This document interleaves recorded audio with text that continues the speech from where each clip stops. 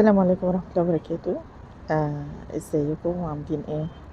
وحشتوني جدا. آه حابة أشكر كل الناس اللي انضموا مؤخرا للقناة. آه أتمنى من كل قلبي إن كنتوا تعملوا شير للفيديوهات اللي تعجبكم علشان خاطر القناة تتعرف أكتر وأكتر، وتشرفوني اللي لسه ما اشتركش يشترك، ينورني، و... ولايك كده وكومنت لطيف محترم زيكم، علشان خاطر هو ده اللي بيرفع القناة، وهو ده لو يعني أحيانا الفيديوهات ما بتنزلش، ما بيجيش ليها إشعارات، ف اللايك هو اللي بيرفعها وبيخليها توصلكم يعني. تمام. حابة النهاردة أتكلم عن موضوع اللي هو إيه، مش عايزين حاجة تبقى مضايقانا، يعني على طول أي حاجة تضايقنا نتكلم فيها في كل حاجة على قدر المستطاع. على قدر المستطاع في حاجات بتضايقنا، بنبقى في مجال ان احنا نتكلم فيها مع الاشخاص اللي احنا يعني شخص مثلا من اهلي، من اصدقائي، من زملائي في الشغل، حتى لو كان المدير بتاعي، مفيش مشكلة جدا لما العلاقة تبقى بسيطة جدا جدا، ولو في حاجة مضايقاني، والله يا فندم أنا متضايقة لأن حضرتك مثلا عملت كذا أو فضلت كذا عليا وأنا كنت أول مثلا، يعني احنا ندخل في نقاش حضاري بدون ما حد يغلط، بدون ما حد يضايق حد، اخرج اللي جوايا واوصله للطرف اللي قدامي باسلوب شيك لطيف راقي، من غير ما اغلط في حد، مش اروح اتخانق، اروح اعمل مشكله، اقول انت ازاي تعمل كده، انت قاصدها، انت مش عارفه ايه. دي الحاجات اللي بتخلي المواضيع تزيد، بتخلي المشكله تزيد اكتر، وبالعكس مش بتريح الشخص اللي بيتكلم او اللي بيتخانق او اللي بيطلع كل طاقته في الخناق، مش بتريحه. بالعكس، الطاقة بتطلعش في الخناق، الطاقة الإيجابية هي اللي بتطلع، وبيحل مكانها الطاقة السلبية. فاحنا ما فيش مشكلة أبدا إن أنا أقول للشخص اللي قدامي أنا والله أنا زعلت منك، اتضايقت منك في حاجة معينة، قلت كذا ضايقني، عملت موقف كذا ضايقني. في للأسف أشخاص كتير جدا ما بتتقبلش الموضوع ده، من وجهة نظر إن هي ما بتغلطش، إن هي واخدة بالها من تصرفاتها، أنت إزاي تقول حاجة زي كده، أنا عمري ما أعمل حاجة زي كده. وفي بيبقى عندهم نوع من الكبر إن هم يعترفوا بغلطهم. الناس دي يعني يا ريت نتحاشاها على قد ما نقدر، على قد ما نقدر، لأن هي بتنتج طاقة سلبية وبتصدر لنا الطاقة السلبية دي، وبنبقى تعبانين في حياتنا بسببها. يا ريت نتحاشاها على قد ما نقدر، لو هي ناس نقدر إن احنا نبعد عنها. يعني لو زملاء مثلا في الشغل نتحاشاهم بقدر الإمكان. لو يعني في ناس يعني للأسف الشديد بتبقى مقربة جدا من الواحد، عايشين مثلا معاه في نفس البيت، أو جيران، أو حد من الأهل والأقارب أو كده، فيعني بيبقى صعب شوية إن احنا نتعامل مع أشخاص بالنوعية دي.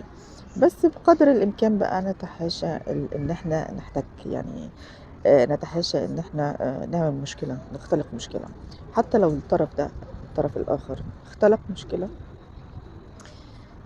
خلونا يعني نحلها بإن احنا مثلا نسكت، بإن احنا ما فيش داعي للرد الكلمة بكلمتها، علشان خاطر رد الكلمة بكلمتها ده بيبقى بيكبر الموضوع، وبيخلي الشخص الآخر اللي هو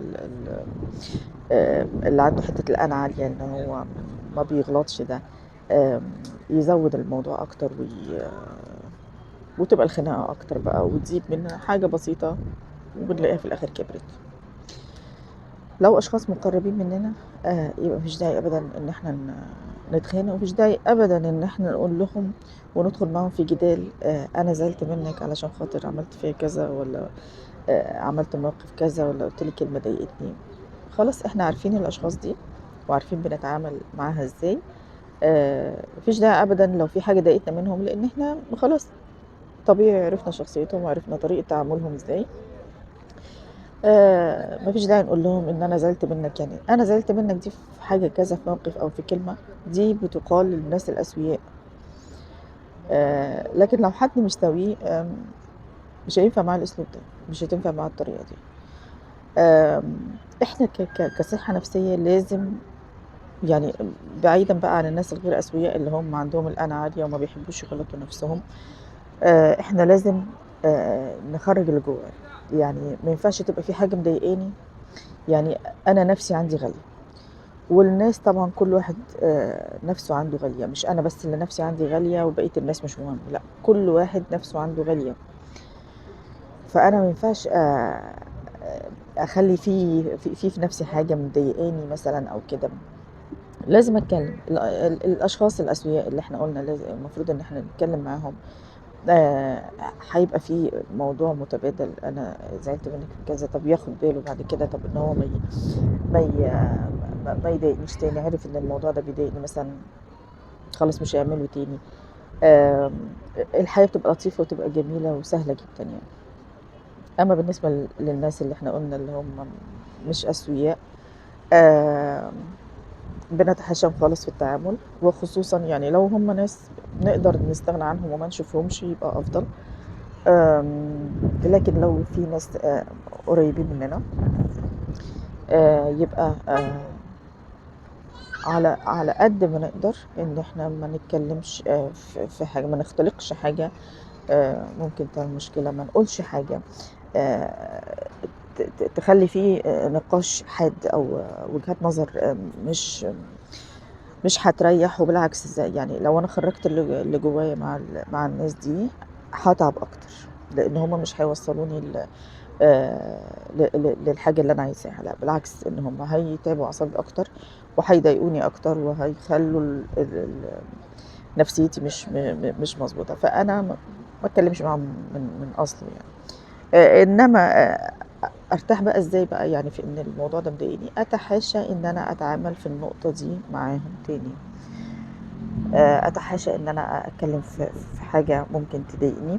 لو هُم قالوا حاجة ضايقتني وده وارد جدًا بحكم شخصياتهم اللي مش سوية يعني، لو هُم قالوا حاجة ضايقتني يبقى أتعامل بقى مع نفسي أنا، أنا يعني أخلّي نفسي ما تزعلش، أكافئها بحاجة، أخرج، آآ أقعد مع نفسي كده في مكان هادي، أخرّج الطاقة السلبية، لو في متاح إن أنا أقعد مثلًا قدّام بحر بيشِد الطاقة السلبية مننا، لو مش متاح مثلًا جنينة حلوة، أشوف خُضرة، أسمع مزيكا هادية، أقرا قرآن، يعني أي حاجة تخرّجني من الmood الوِحِش اللي أنا فيه. يعني إن لبدنِك عليك حق، البدن ليه حق علينا، وصحتنا ليها حق علينا، ونفسيتنا ليها حق علينا، كل حاجة إن إحنا عايشين في الدنيا علشان خاطر على قد ما نقدر نعيش مرتاحين. طبعًا يعني ما فيش حد مرتاح في الدنيا، يعني وخلقنا الإنسان في كبد، إنما على قد ما نقدر نريّح نفسنا في أي حاجة طالما إيدينا، طالما بإيدي إن أنا أريّح نفسي أريّح، ليه لأ؟ بالعكس، لو أنا في إيدي إن أنا أريّح نفسي وما ريّحتهاش، ده يعني هيبقى في إثم على كده، لإن ربنا ما خلقناش إن إحنا نبقى تُعسى، إن إحنا نتعس نفسنا، لأ، خلقنا إن إحنا نسعد نفسنا بكل الطرق وبشتى الطرق وبأي طريقة ممكن أي حد يتخيلها، ممكن أسعد بيها نفسي في مرضاة الله. ما أعملش حاجة تزعل ربنا، أبسط نفسي بكل الأشكال، بشرط إن ربنا ما يبقاش زعلان، أو إن أنا ما أعملش حاجة تغضب ربنا. آآ يا رب أكون وصّلت المعلومة اللي أنا عايزة أقولها يعني. أتمنى لكم كلكم إنكم تعيشوا في صحة بدنية وصحة نفسية كويسة. وباتمنى إن أي حد منكم لو حد جه قال له أنا زعلان منّك في كذا، أو أنت قُلت كلمة كده ضايقتني، أو موقف مش لطيف ضايقني. أتمنى إن إحنا ناخد المواضيع بسعة صدر. أتقبّل منّك الكلام، أحب منّك إنّك أنت أبقى مبسوطة جدًا إنّك أنت بتقول لي حاجة زي كده، لإن أنا هاعرف إن أنا قريّبة منّك. هاعرف إن أنا إن أنا ليّا مكانة عندك، إنّك أنت يعني حابب إن إحنا نستمر مع بعض في العلاقة، سواء زُملا، سواء أصدقاء، سواء قرايب، سواء إخوات، ولاد، أي حد، أي علاقة في الدنيا قريّبة أو قرايب أو ناس غريبة يعني. هاعرف إن أنا بالنسبة لك حاجة مهمة، وعايز تستمر العلاقة بيننا وبين بعض إلى ما شاء الله. فدي حاجة تبسطني، ما تزعّلنيش لمّا تيجي تقول لي إن أنا زعلان منّك في كذا، وأنت عملت موقف كذا. هابقى مبسوطة جدًا، ويا ريت كلنا نتعامل من الفكر ده. آآ أتمنى إن كل اللي ما اشتركش في القناة يشترك.